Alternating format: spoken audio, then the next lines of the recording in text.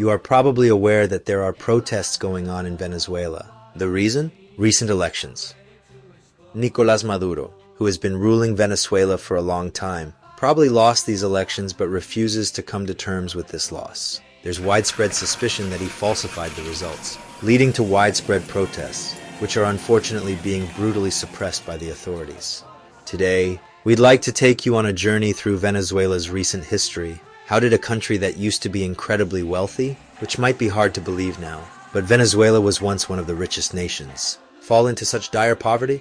Imagine a place so prosperous that people from around the globe flocked there, drawn by the promise of a better life. Now, that same place is plagued by hyperinflation, record numbers of refugees, and streets ravaged by conflict and poverty. How did it come to this?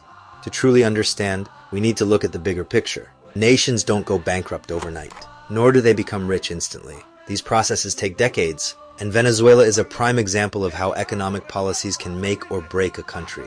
Our story begins in the 1920s, when significant oil deposits were discovered in Venezuela. This discovery set off a wave of development and wealth. But finding oil wasn't the only factor. Many countries have oil, but not all of them are rich. Venezuela decided to modernize and civilize itself at the same time.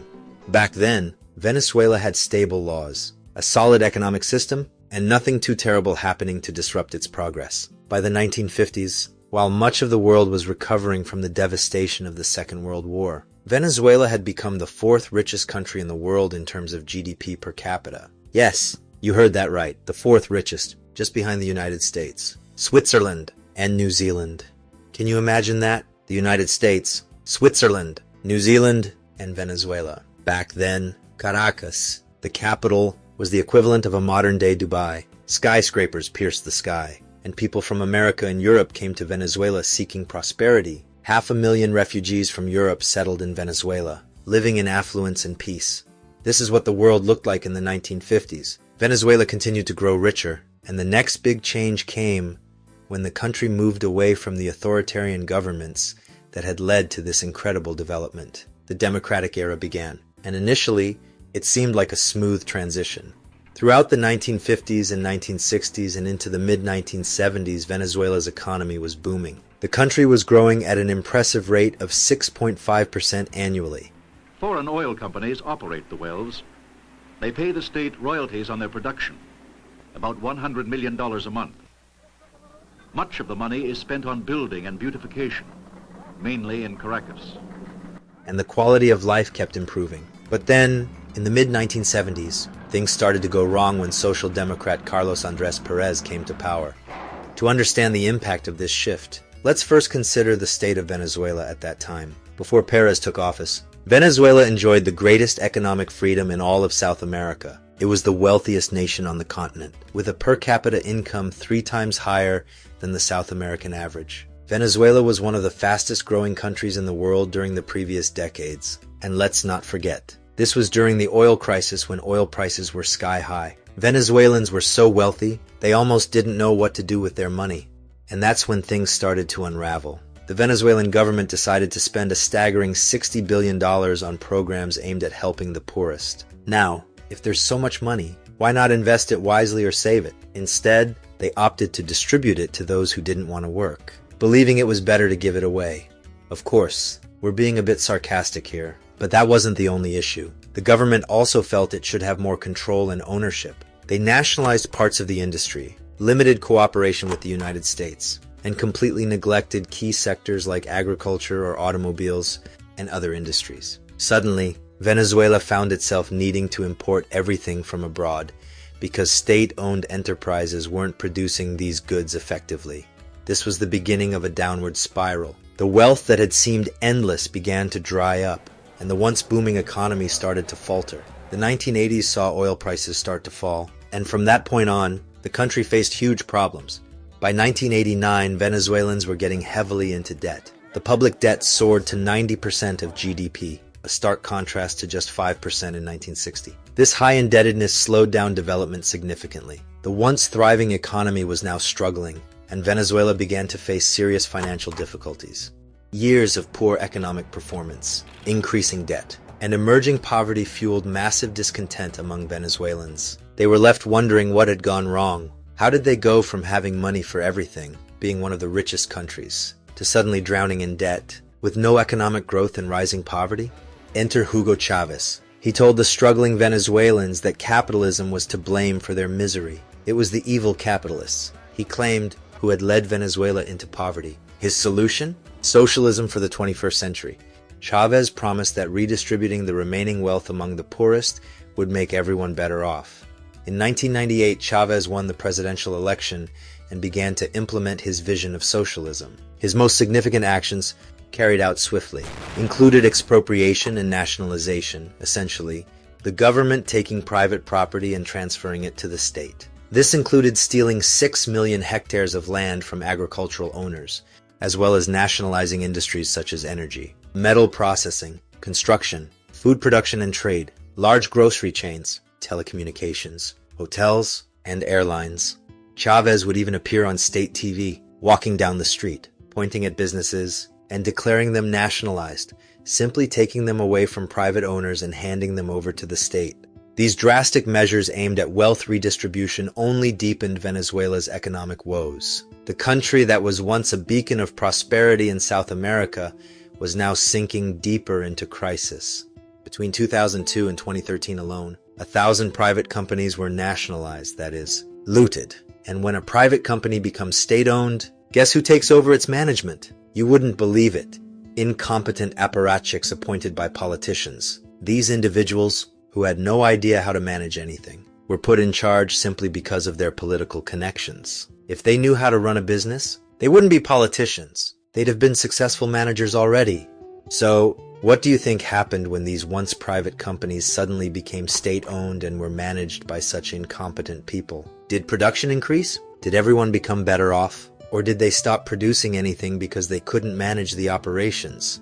Unfortunately, it was the latter. Here are some examples. One of the biggest companies in the world, PDVSA, the state oil company, was nationalized. Specialists were fired, and politicians took over. There was a 20% drop in oil extraction. By 2023, it had plummeted by 75%. By 2015, 40% of the drilling equipment had simply stopped working because they couldn't even maintain it. Imagine a country practically sleeping on oil. They nationalized their oil production company. And what happened? They lost the ability to produce oil. It's hard to believe, but that's the reality.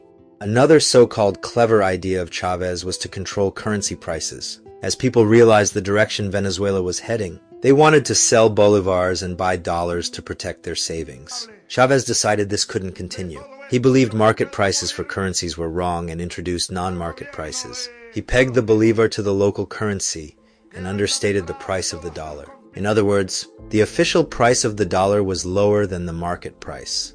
Now take a guess what happens when you undercut the price of something. Demand for that thing skyrockets. More people wanted to buy the cheaper dollar than there were dollars available. The result was a severe shortage of dollars. This was a significant problem because many companies had already been nationalized, leading to production issues across the board. Imports were increasing, and everything had to be brought into Venezuela. However, there was nothing to pay for these imports because there were no dollars available. Their price was artificially depressed. Politicians then had to start rationing dollars, deciding which companies, usually state-owned, would get dollars at a discounted rate to import goods, and which companies would be left without. And what does this create? A black market, rampant corruption, and further economic problems. Local production declined because companies now state-owned no longer had the capacity to produce the needed quantities. Importers couldn't bring in goods in the right amounts because they lacked the dollars to pay for them. What happens next? Inflation. With fewer goods available than needed, prices skyrocketed. So, when inflation struck Venezuela, what did the government do? Naturally, they introduced price controls on essential goods like food. The idea was simple. If something is too expensive, set a maximum price below the market value, and everything will be fine. But what was the real effect? You guessed it, shortages. When prices are kept artificially low, goods become scarce. Suddenly, there were shortages of basic necessities, and huge queues began to form. Another consequence of such policies was the rise of unemployment. As inflation soared, production became unprofitable, and people found themselves without work. The government's response was the typical socialist answer: employ people in public works. Even if the work was useless, the goal was to keep unemployment statistics low. The government employed massive numbers of unemployed Venezuelans in futile tasks, such as sewing propaganda t-shirts that praised the bright future of Venezuela and the supposed great power of Hugo Chávez. This socialist charade lasted for 15 years from 1998 until 2013, the year of Hugo Chávez's death. Why did it last so long? During this period, the price of oil increased fivefold, which temporarily prevented Venezuela's economy from collapsing completely. In 2013, when Nicolás Maduro took power, inflation was already at 25%. Venezuela was saddled with high foreign debt and facing its first shortages of food and medicines. Unlike Chávez, Maduro wasn't as fortunate with oil prices. They stopped rising and started falling. This exacerbated the country's problems. Poverty skyrocketed, inflation soared, and Maduro, predictably, blamed everyone but himself: the capitalists, the bourgeoisie, the fascists, the right wing, essentially anyone he didn't like. How did Maduro decide to combat poverty and inflation? With the same old socialist playbook: controlling prices, printing money, raising the minimum wage, and further regulating the market. Because, of course, when the market doesn't work and there's poverty, the solution must be to regulate more, print more money, and magically create wealth. What were the results of Maduro's policies? Hyperinflation. By 2016, hyperinflation had gripped Venezuela, peaking at 63,000% in 2018. Even by 2023, it had dropped to 337%. Under Maduro, the GDP plummeted by 70%. Public debt soared to a peak of 300% of GDP, now standing at 158%. Oil production, once 3.5 million barrels per year in 1999, fell to just 800,000 barrels by 2023. By 2020, production had plummeted to a mere 390,000 barrels, 9 times less than in the late 1990s. In 2019, before the pandemic hit, 96% of Venezuelans were living in poverty, with 80% in extreme poverty. By comparison, when Maduro took power, 29% of people lived in poverty and only 8% in extreme poverty. This dire situation was compounded by shortages of food and water, a collapsing healthcare system, and mass emigration. During Maduro's administration, 20,000 doctors fled Venezuela. Infant mortality rose by 63%. Maternal mortality doubled, and over 83% of hospitals lacked sufficient personal protective equipment. A staggering 95% of hospitals had insufficient resources. The education system collapsed, crime skyrocketed, and the murder rate soared. Since 2015, 8 million Venezuelans, a quarter of the population, fled the country, resulting in the largest migrant crisis in Latin American history. Venezuela also faced a constitutional crisis and myriad other issues. Amid this poverty, corruption, and dictatorship, the authorities could no longer maintain the facade of competence. On July 29th, elections were held, according to all available information. Maduro lost these elections. However, he declared that he had secured 51% of the vote and therefore claimed victory. So far, the elections have only been recognized by Russia and Belarus, while the rest of the world refuses to acknowledge them. Protests continue to rage on the streets of Venezuela, with monuments to Nicolás Maduro being toppled.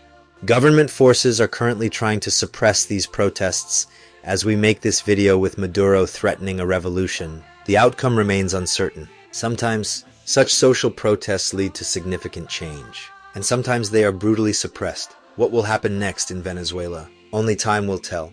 Thank you for joining us today. Stay informed, stay engaged, and let's hope for a brighter future for the people of Venezuela.